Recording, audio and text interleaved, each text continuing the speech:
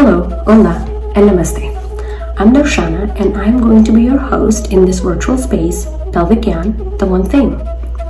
I'm a women's health physiotherapist, and I'm hoping to have conversations with a variety of medical and non-medical providers about anything and everything related to pelvic health, from pee, poo, pregnancy, postpartum, sex, pain, and more.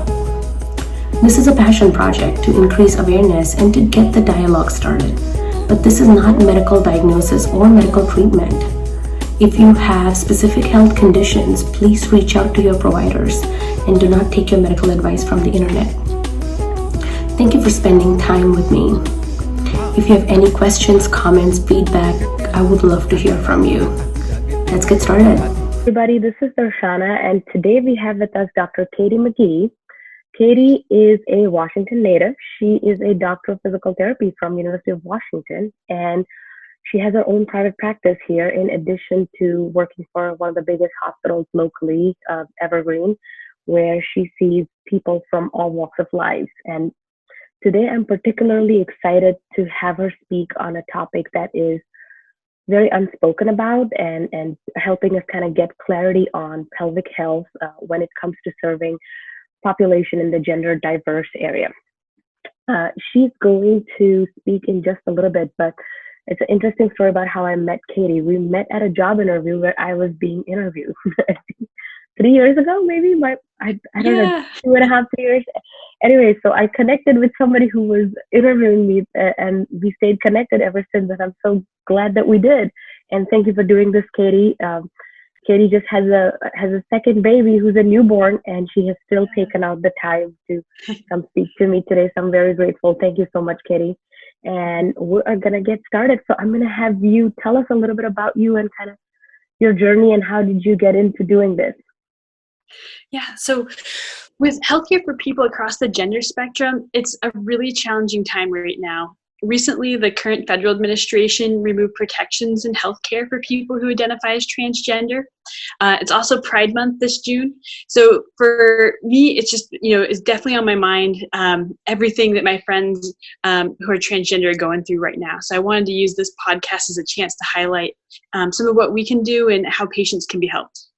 That's great. Thank you, Katie, because I think knowledge is power. The more we know how to help better. And sometimes just listening to other people doing it gives us ideas. So thank you for doing what you do. And also thank you for sharing the wisdom with us. So I'm trying to get an understanding from I don't know nothing perspective here. What is gender diverse physical therapy and who is it for? Okay, so gender refers to how somebody identifies themselves. It's not necessarily, what we're assigned at birth. Somebody could be assigned male at birth, but feel that their gender is female and embody that gender. And then diversity refers to how that can vary. So somebody could be what we traditionally think of as trans, where they've switched maybe from being assigned something at birth to in living their true life. But it can also include people who are non-binary, who possibly fluctuate, from one feeling to another, or kind of feel like they exist outside of that typical binary that we think of in American genders of just being male and female. And then as far as physical therapy, so physical therapy for this population refers to anything that's kind of done special that's related to this. So say somebody had a mastectomy to remove unnecessary chest tissue, well then physical therapy could include teaching chest stretches, it could include scar mobilization, definitely would include a lot of self-education. So, in physical therapy school, we as PTs learn, how to take care of scars, how to take care of range of motion issues, but it's taking everything we've learned and then applying it to people that really need it in a unique setting. Okay.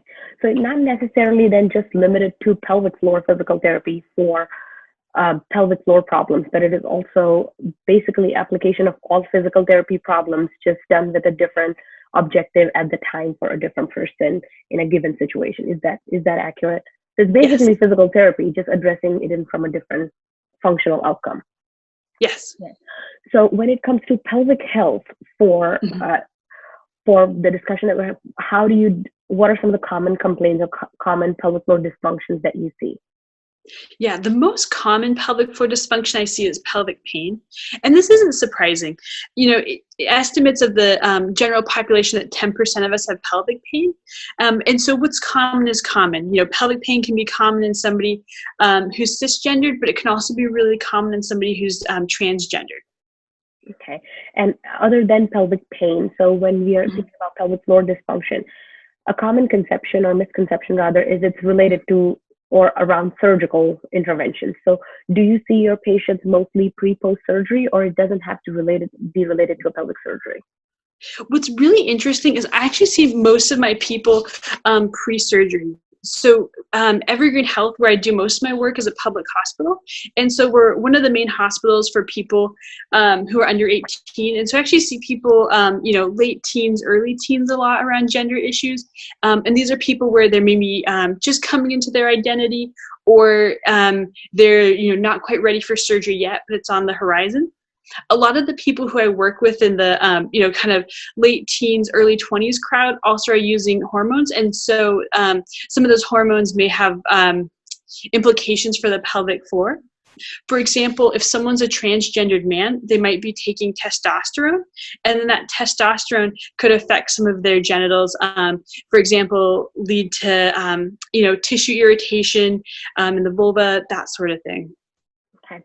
So when it comes to finding healthcare resources from the patient side of things, what are some of the ways patients can, equip themselves with resources of where can they find help, or, what are the kind of providers they need on their team? So a lot of time, it varies so much for everybody. So we're in the greater Seattle area. There's so many resources. So, occasionally people start as simple as working with their primary care provider on hormones. And then as they kind of see how they feel on hormones, then, possibly branching out to finding a specialist surgeon. However, not everybody who starts hormones wants to transition surgically.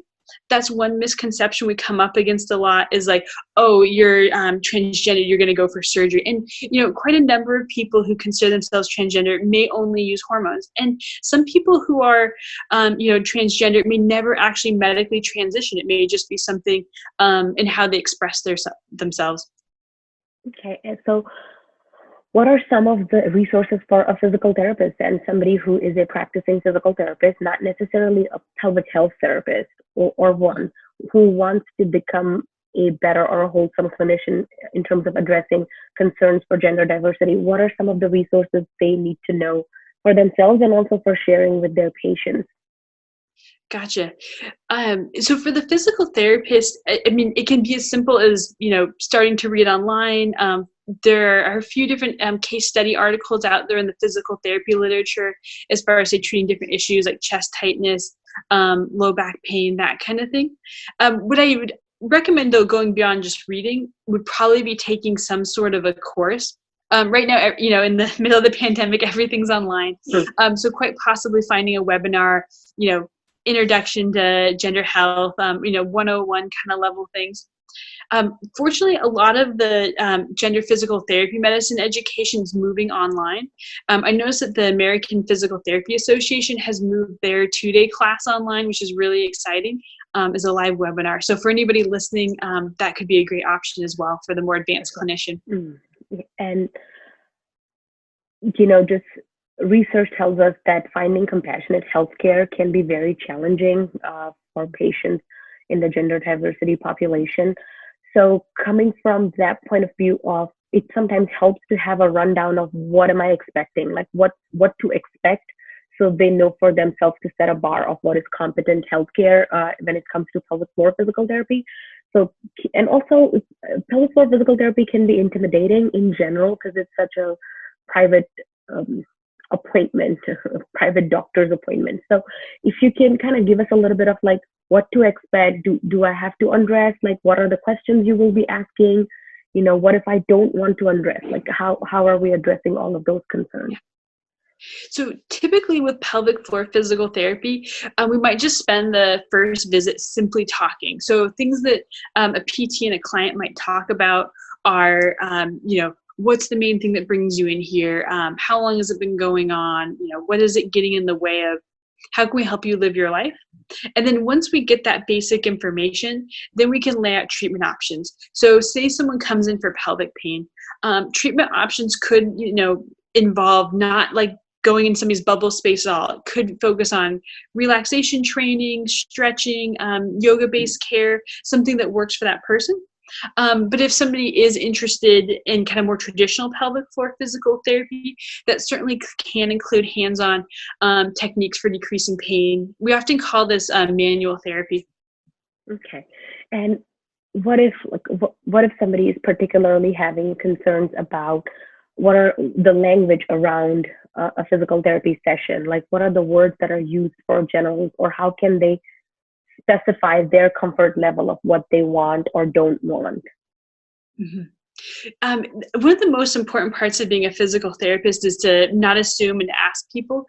So I'll often ask, sometimes, there's a few different frameworks for going about it. Sometimes I'll ask, what do you prefer for me to say for your genitals? Because somebody may not want me to say vagina. Somebody may want me to say, the second hole, and kind of operate on a 1, 2, 3 hole kind of discussion. Other people, feel really okay saying I'm a vagina owner. You can say the word vagina. It's just kind of a matter of checking in with people to get what they're most comfortable with. Yeah, and it's a great reminder to not assume, because we tend to make a lot of assumptions in general. So I think it's a powerful message to just ask. Sometimes I feel people are uncomfortable asking, so they end up assuming, which is in some ways worse. Yeah. So it's okay to ask for information and then kind of set it right from the beginning. And it helps create like a more comfortable environment for the patient on the table. In terms of emotions around pelvic floor physical therapy, because we all know, our pelvis is just so influenced by how our mind is feeling that way. So, and emotions are running high in certain vulnerable times of our life. So what are some of the things that we need to be mindful of when we're dealing with gender diversity and emotional responses to pelvic floor PT? Yeah. I think from the physical therapy perspective, it's just, having an awareness. So, checking with people when they come in, how are you doing today? I know that's been something that's come up a lot with the Black Lives Matter, checking with your friends, how are you doing? And really taking that to heart with everybody we work with to say, it's not just jump into treatment. Oh, we've got to do this today. It's like, where are you at? So A, checking in. B, it's giving the space to let someone change the course of treatment. So somebody may say they're up for massage type treatment, but then they may decide, I'm just not really feeling it. I don't want somebody in my bubble zone today. It's having that flexibility to say, that's okay. We've got these other options. So again, part of that giving space is just letting the client know that they can change anytime what the treatment is. And that can be facilitated by offering a few different treatment options at the beginning of the session to say, hey, if this doesn't work out, we can switch this other treatment whenever you feel up for it. Okay. And I think having flexibility on also having the choice, I feel like sometimes when people are allowed to make their decisions, it's a lot more easier. How do we factor that choice and that decision making for being a little more trauma sensitive? Because we have to be more aware of trauma in all physical therapy diagnoses, but particularly when it comes to pelvic health. So are there sort of any pointers or something to be mindful of when it comes to being trauma sensitive? Mm-hmm. One mantra I've heard around trauma sensitivity is, I believe you, you have choices. So just say if somebody does bring up something that is kind of hard for them or that they're struggling with, just that simple, I believe you. You don't have to add in a lot more than that. At the same time, letting people know that they have the option can give them a self-efficacy. So sometimes the option is just, taking a day off to process it, but sometimes that you have options might mean connecting people to mental health resources. So again, as a PT, it's really critical to know who your local people are to fall back on for mental health support. It can also mean, connecting people to advocacy. Here in the Seattle area, we're really lucky to have what's called the Ingersoll Gender Center. And they have a number of outstanding tools at their disposal. They have the ability to help a little bit with rent assistance, navigating gender transition in healthcare. They can even help people figure out getting insurance. And they can point towards referrals for counseling too. And I know you treat a lot of postpartum clientele as well. I was interested in seeing if you had any experience or any words of wisdom when these two interact as to addressing some of the demands of parents considering the gender diversity spectrum and any physical ailments that kind of come up more commonly. So I've seen a number of people who identify as non-binary become pregnant and then have children. So I haven't had to deal with the interaction of childbirth and somebody who's had surgical changes. And a lot of times when people are going through pregnancy, they may have stopped medications at that point. So in some regards, from like the anatomical perspective, the body might be very similar, not in all cases, but in most of the cases I'm seeing. And so it falls back on the typical education of, hey, there are some changes in your body.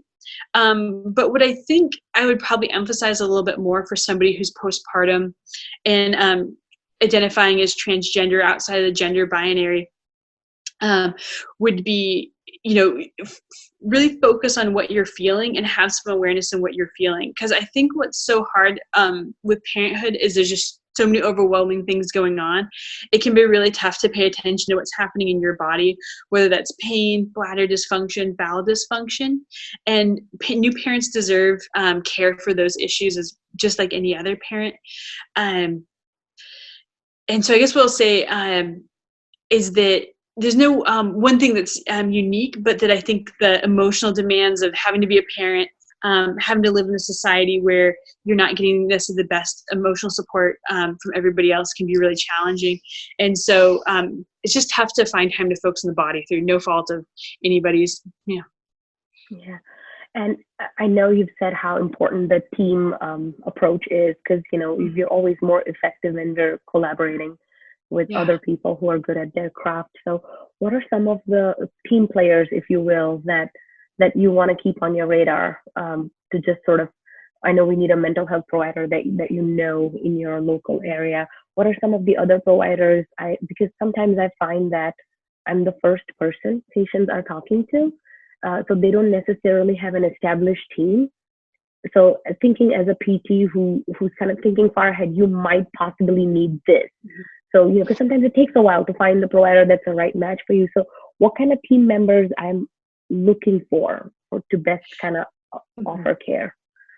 Yeah. So I have two answers, one from the client perspective and one from the physical therapist perspective. Great. So from the client perspective, it's often finding that primary care provider who you can rely upon as gender competent. And that's not easy because that may mean shopping around. So for the client, that might mean, again, going back to a resource like the Ingersoll Gender Center, which keeps a list of providers to, get plugged in, because gender is a very important part of people, but it's one part. People can still have heart conditions, need medications, that kind of thing. And so keeping that primary care connection is really critical. And then if people decide that they, want to medically transition, then it's often involves finding an endocrinologist. And typically it's the endocrinologist that will manage some of the hormones that might be involved in transitioning. A lot of times transition isn't as simple as taking one medication. It can be a balancing act of multiple medications or going on and off certain medications in a cycle until somebody gets to a desired point. There's often the need for blood work as well to make sure that the body's adjusting well to hormones. So having either a really competent primary care provider who's used to doing some of that medication balancing is useful, or seeing an endocrinologist. Again, not everybody who's transgender or on this gender spectrum will go for surgery, but certainly a good surgeon can be involved. Typically that's a urologist, but most urologists I wouldn't consider to be highly gender competent. That's another thing where it's shopping around. So then from the physical therapist side of things, this is where it requires a little bit more work. As a physical therapist, you either want to go to a place like, again, the Ingersoll Gender Center, look up some providers, or you can even email the Gender Center and be like, hey, who do you recommend for this issue? I have this client. And then also calling ahead.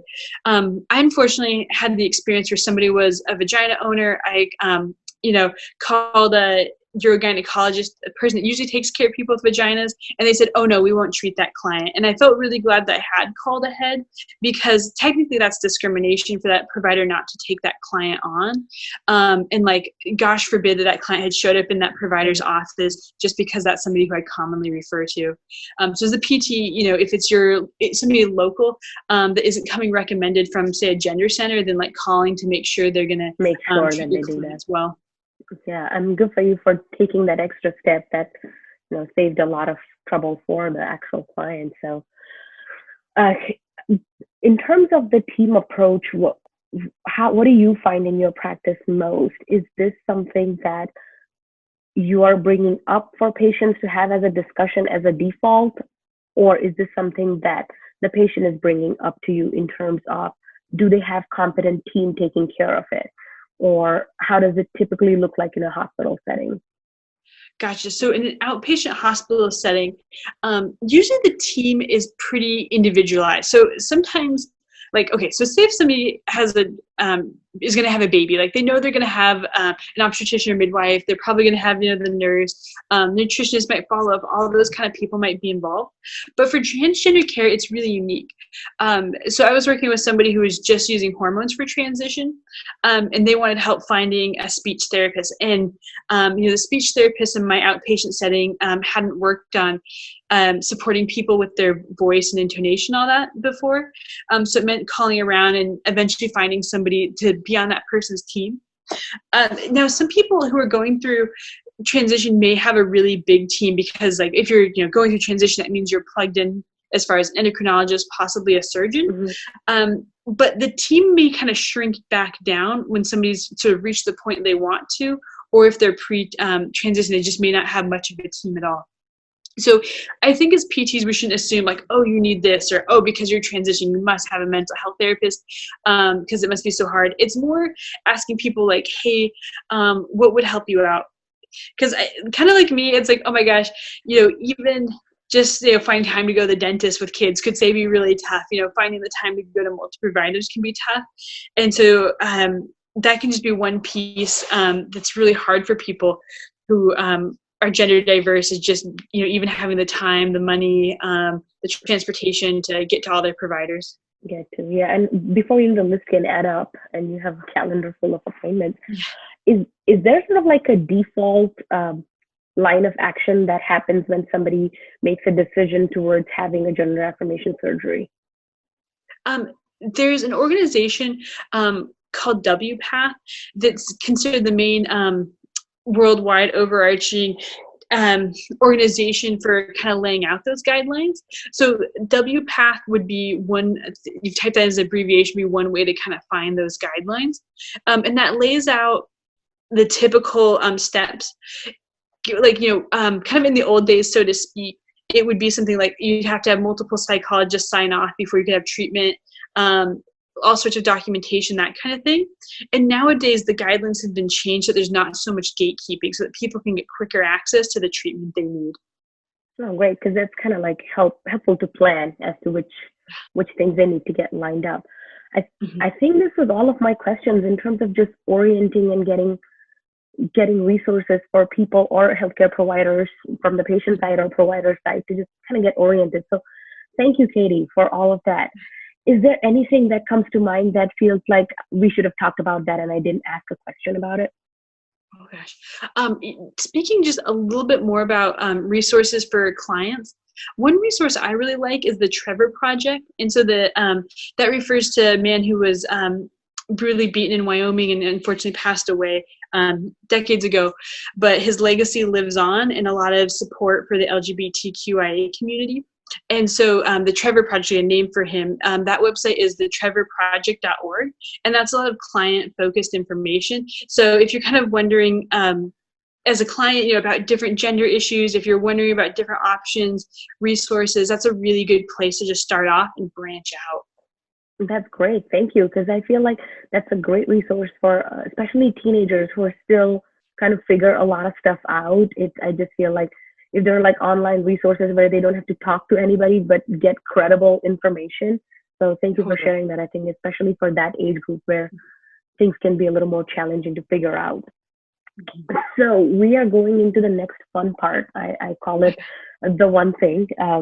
We know everything is a comprehensive answer in healthcare, and it should be. But a lot of times patients ask me, what is the one thing I should do? What is the one thing, So that kind of prompted me to do this. So we're going to go over a few things that are just for fun, but at the same time, in some ways, they're the priority, and that's why they're the one thing that we're talking about, right? So are you ready? Yeah. Cool. So what is the one thing that you see as the most common misconception when it comes to pelvic health in transgender patients? I think a lot of people assume that those clients are going to have gone through surgery. Like surgery isn't necessarily something that's needed to, change somebody's gender. It can affirm somebody's gender and make them feel better in their body, but it's not a necessary step of transitioning. So I see a lot of PT, especially pelvic health PTs, where they read in the history someone's transgender, but then, they're expecting genitals to look one way and they don't actually look the way they're expecting them to. And what is the one thing that you want every patient after surgery to know as far as physical healing? What is the one thing they should know? Oh, don't accept dysfunction. So it's so sad. Like I hear some people say like, oh, well, surgeries are supposed to hurt, but like, no, you're having pain a year later. Like we don't want pain a year after surgery. We don't want leakage from the bladder a year after surgery. We don't want fecal incontinence or painful constipation a year after surgery. Yeah. So basically don't settle for dysfunction and ask for help. Yeah.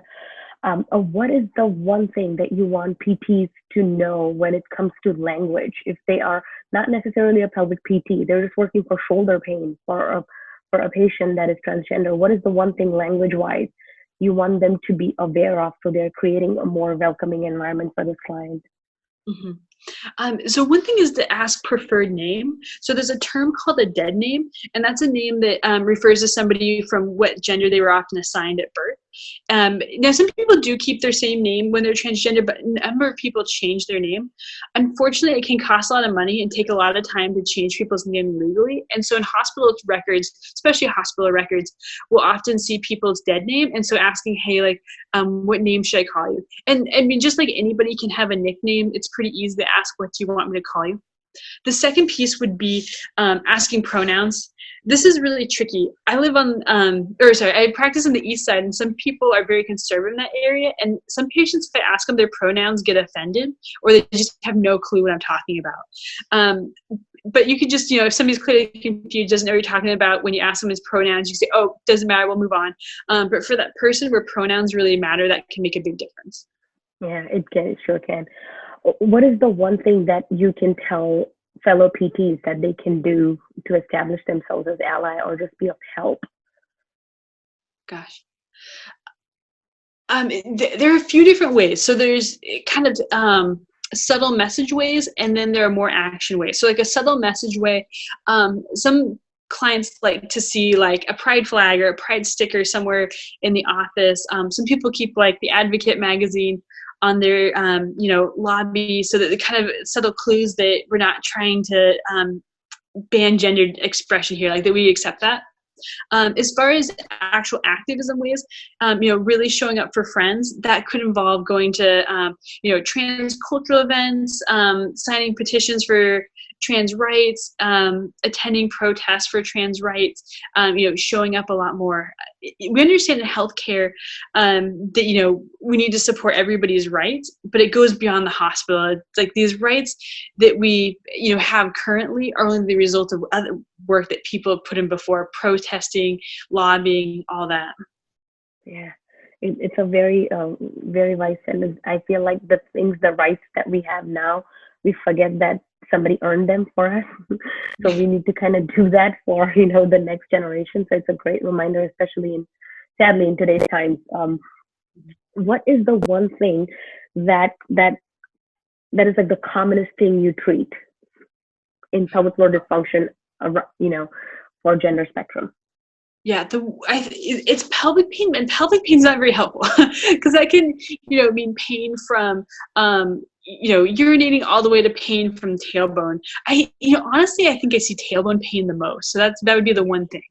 Yeah. And it's interesting. I don't treat a lot of transgender patients, but those that I have treated were for tailbone pain. So it's funny you should say that it is very common in fact. And is there like the one thing for patients to do, like a DIY? Like, you should all know how to do this, like this one thing, if there is any. Ooh, again, it's like there's so many great options. Picking one is tough, but I would say do a guided relaxation. So guided relaxation, it can mean slightly different things to different people, but a lot of times it can involve, listening to calming music and scanning throughout your body. Okay, is there tension anywhere? Can I let go of that tension? Other people do it more as like, okay, I'm going to squeeze my fists, let that go. I'm going to tense my arms, let that go. And so just being able to check in with the body, a lot of us go through different trauma in our body and can start to become disconnected from our bodies, especially with all the negative messages we can get about our bodies in today's society. And so having that chance to connect, to notice what we're really feeling, can give us that embodied sense back again. Yeah. And last question in this is that, what's the one thing, family or friends can do to help somebody heal from surgery? And I don't mean like emotional or social support, like physical healing support. What's the one thing that they can do for somebody who recently had a surgery to kind of help them heal faster? Yeah. So sometimes surgeries will be broken up into two categories: top surgery and bottom surgery. People could certainly have other surgeries done, say their neck or cosmetic surgery on their face. But in regards to the most common surgeries, top and bottom surgeries, for top surgeries, it could be helping with lifting, it could be helping with passive range of motion and stretching. For bottom surgery, it depends on which family member it is. An intimate partner might be involved in helping with dilator stretching, and that could be really useful. So for people who are having a new vagina develop, dilator therapy might be something that has to happen 3 times a day for quite some weeks, and then continue on possibly for a whole year, and then intermittently for years after that. If somebody is having a new penis constructed, I don't tend to make suggestions for family to get involved, but it could be, unfortunately, you said don't mention the social stuff, but just having sensitivity around the time it takes to heal. If somebody needs to, like, a scar checked, or make sure an incision is healing well, that could be useful. Okay. Thank you, Katie. I think that was all of my questions. This was very informative, and I'm sort of new in treating and serving broader populations now. So I'm sure it was helpful for a lot of people who just wanted some basic information to even know what the choices are. I feel like it's like we first were telling people what pelvic PT is, and now we're telling pelvic PT for this problem, pelvic PT for that problem. So I think, thank you so much for taking the time to help me kind of take that message forward. And I think I'm just excited for this to come out and for people to hear it. All right. Thanks again, Katie. Have a wonderful rest of the day. All right. You too, Darshana. Bye. Bye.